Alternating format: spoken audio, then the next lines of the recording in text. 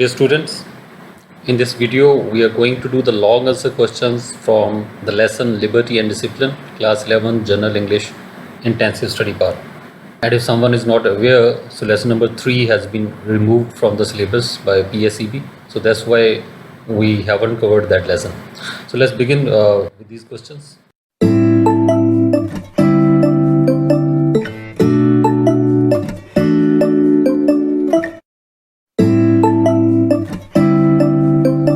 Over here we have combined two questions. हमने दो questions को मिला के एक आंसर लिखा है क्योंकि दोनों काफ़ी मिलते जुलते questions हैं. First question was how does history teach us the need of a disciplined living? जो history इतिहास हमें कैसे सिखाता है ज़रूरत disciplined living की. इतिहास से हमें कैसे उदाहरण मिलती है कि जो disciplined living है, अनुशासित जीवन वो ज़रूरी है. उसको explain करें. और थर्ड क्वेश्चन है what does indiscipline lead to. जो अनुशासनहीनता है वो किस चीज़ की ओर हमें लेके जाती है. तो दोनों क्वेश्चन सिमिलर है. डिसिप्लिन लिविंग की हमें ज़रूरत क्यों है और इनडिसिप्लिन किस चीज़ की ओर लेके जाता है.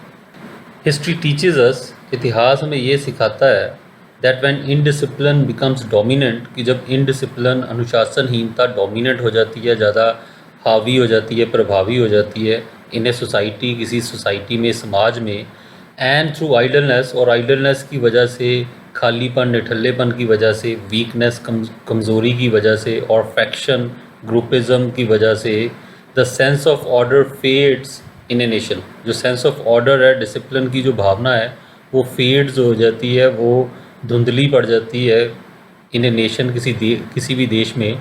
It's economic life sinks into decay, और उसकी जो इकनॉमिक लाइफ है, आर्थिक जीवन है, वो भी डूब जाता है, डिके में ख़राब हो जाता है. आर्थिक जो जीवन है गल जाता है. देन और फिर as it standard of living falls, जब उसका जो स्टैंडर्ड ऑफ लिविंग है, जीवन शैली जो है वो नीचे गिर जाती है. एंड सिक्योरिटी वैनिशेस, और जो सुरक्षा है वो गायब हो जाती है. One of the two things happens, और दोनों में से एक चीज़ होती है. तो क्या एक चीज़ होती है? Either some more virile militant power steps in, यहाँ तो ज़्यादा विराइल, ज़्यादा पावरफुल मिलिटेंट पावर, आतंकवादी शक्ति वो स्टेप इन करती है, वो आगे आ जाती है to impose its own brand of discipline, अपने खुद के ब्रांड का, अपने खुद के स्टाइल का डिसिप्लिन, अनुशासन लागू करने के लिए. और अ डिक्टेटर राइजेज, या फिर कोई डिक्टेटर, कोई तानाशाह, हिटलर जैसा व्यक्ति वो आ जाता है, वो उठ जाता है. And clamps down the iron control, और वो जो आयरन कंट्रोल है, बहुत जो ज़बरदस्ती वाला, सख्ती वाला जो कंट्रोल है, उसको क्लैम्प डाउन करता है, उसका शिकंजा कसता है. ऑफ द पुलिस स्टेट का, सो पुलिस का, मिलिट्री का, तानाशाह का राज हो जाता है. सम हो किसी ना किसी तरह, इवेंचुअली, फाइनली, आखिरकार डिसिप्लिन इज़ अगेन एनफोर्स्ड. जो डिसिप्लिन है वो फिर भी एनफोर्स हो ही जाता है, लागू हो ही जाता है. सो सवाल ये है ही नहीं कि डिसिप्लिन हो या ना हो. सो इनडिसिप्लिन जो है वो भी हमें डिसिप्लिन की ओर ही लेके जाता है, लेकिन बुरी तरह के डिसिप्लिन की ओर लेके जाता है, अच्छी तरह के डिसिप्लिन की ओर नहीं लेके जाता. और हिस्ट्री भी हमें यही बताती है कि डिसिप्लिन लिविंग क्यों ज़रूरी है. नई डिसिप्लिन लिविंग होगी तो इतिहास में हिटलर जैसी एग्जांपल्स पढ़ी हैं जो बताती हैं कि किस तरह की हालत हो जाती है, किस तरह का डिसिप्लिन आ जाता है. And now we have combined question 2 and 5. So question 2 है what is the relationship between liberty and discipline. Liberty और डिसिप्लिन में क्या रिलेशनशिप है, स्वतंत्रता और अनुशासन में क्या संबंध है, और what are the advantages of discipline. Discipline के फ़ायदे क्या हैं, इसके अनुशासन के लाभ क्या हैं. सो दोनों को इकट्ठा लिखा है हमने. Liberty and discipline are interdependent. So liberty और डिसिप्लिन इंटरडिपेंडेंट है, एक दूसरे के ऊपर निर्भर करते हैं. लिबर्टी डिसिप्लिन पे, डिसिप्लिन लिबर्टी पे. अनुशासन और स्वतंत्रता दोनों एक दूसरे पे डिपेंडेंट है. Liberty is the freedom to make choices. So liberty क्या है? एक आज़ादी चॉइसेस की, अपने चुनाव की, कि कुछ भी चुन सकें, एंड डूइंग थिंग्स, और कुछ भी अपने हिसाब से कर सकें. Discipline is adhering to the rules. Discipline का मतलब ये है कि नियमों की पालना करना, एंड नॉट वायलेटिंग दैम, उनको वायलेट ना करना, उनको भंग ना करना. Discipline ensures smooth functioning of a society. जो डिसिप्लिन है, अनुशासन है, वो स्मूथ फंक्शनिंग, बहुत अच्छे ढंग से चल सके कोई भी समाज, इसको इंश्योर करता है, ये यकीनी बनाता है. It ensure safety for weak and poor, और ये जो वीक और पुअर हैं, कमज़ोर और गरीब हैं, उनकी सेफ्टी, उनकी सुरक्षा निश्चित करता है. देयरफॉर इसलिए इट इज़ एनोबलिंग, और ये एक एनोबलिंग है, अच्छा करने वाला है, महान बनाने वाला है, एंड नॉट डेरोगेटरी, कोई डेरोगेटरी नहीं है, अपमानजनक नहीं है। Discipline appears like a restraint on liberty, और ऐसा लगता है, प्रतीत होता है कि जो डिसिप्लिन है वो रिस्ट्रेंट है, अंकुश है, रोक है लिबर्टी के ऊपर, स्वतंत्रता के ऊपर। So one has a very natural inclination to avoid it, और इसलिए एक बड़ी नेचुरल इंक्लिनेशन होती है, एक प्राकृतिक झुकाव होता है इससे बचने का। But indiscipline has severe downsides, लेकिन इनडिसिप्लिन की काफ़ी ज़्यादा डाउनसाइड्स हैं, काफ़ी उसकी नेगेटिव चीज़ें हैं। It leads to dictatorship and enforce discipline, और ये जो इनडिसिप्लिन है वो डिक्टेटरशिप की ओर लेके जाता है, तानाशाही की ओर, और मजबूरी से थोपे गए डिसिप्लिन की ओर लेके जाता है हमें। डिसिप्लिन इज़ अनएवॉइडेबल, और जो डिसिप्लिन है वो अनएवॉइडेबल है, तो उससे बचा नहीं जा सकता। Therefore we should prefer self discipline to force discipline, इसलिए हमें सेल्फ डिसिप्लिन को प्रेफर करना चाहिए, आत्म अनुशासन, स्व अनुशासन को तरजीह देनी चाहिए फोर्स्ड डिसिप्लिन से, मजबूरी में लाए गए डिसिप्लिन से। और यहाँ पे एस मिसिंग है, थोड़ी स्पेलिंग मिस्टेक है, please correct it. So this is what the question is. So इसमें भी बात वही कही कि ये लिबर्टी और डिसिप्लिन में क्या रिलेशन है। सो लिबर्टी और डिसिप्लिन में यही बताया गया कि पहले लिबर्टी की हमने डेफिनेशन दी, डिसिप्लिन की भी डेफिनेशन दी, उनका संबंध क्या है, यही बताया कि इंटरडिपेंडेंट है, और जो डिसिप्लिन है कोई रिस्ट्रेंट नहीं है लिबर्टी पे, ठीक है, तो वो तो लिबर्टी की हेल्प ही करता है, और यदि डिसिप्लिन ना हो तो लिबर्टी ख़त्म ही हो जाए। सो यही सारी बातें हमने यहाँ पे की है, ये रिलेशनशिप बताया है।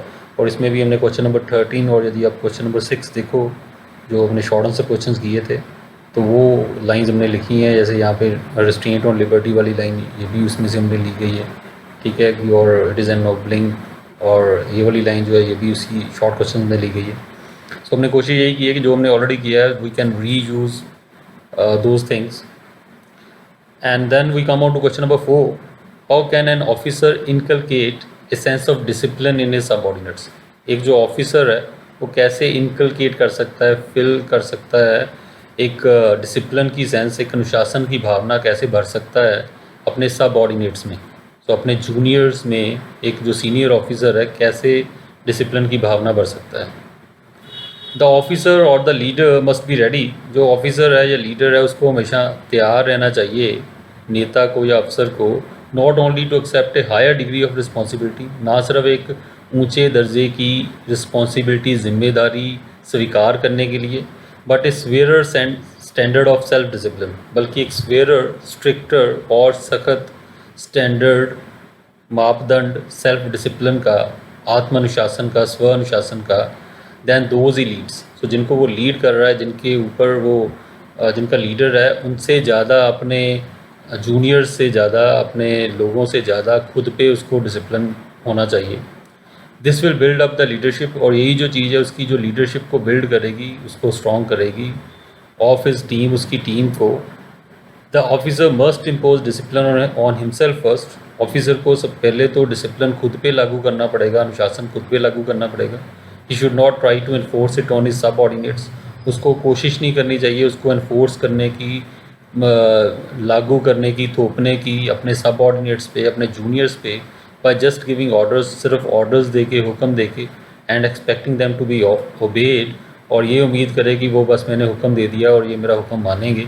सो ये तरीका नहीं है डिसिप्लिन का, पहले खुद पे वो डिसिप्लिन लागू करे और लीड बाय एग्जांपल करे, खुद उदाहरण पेश करे कि डिसिप्लिन कैसे होता है।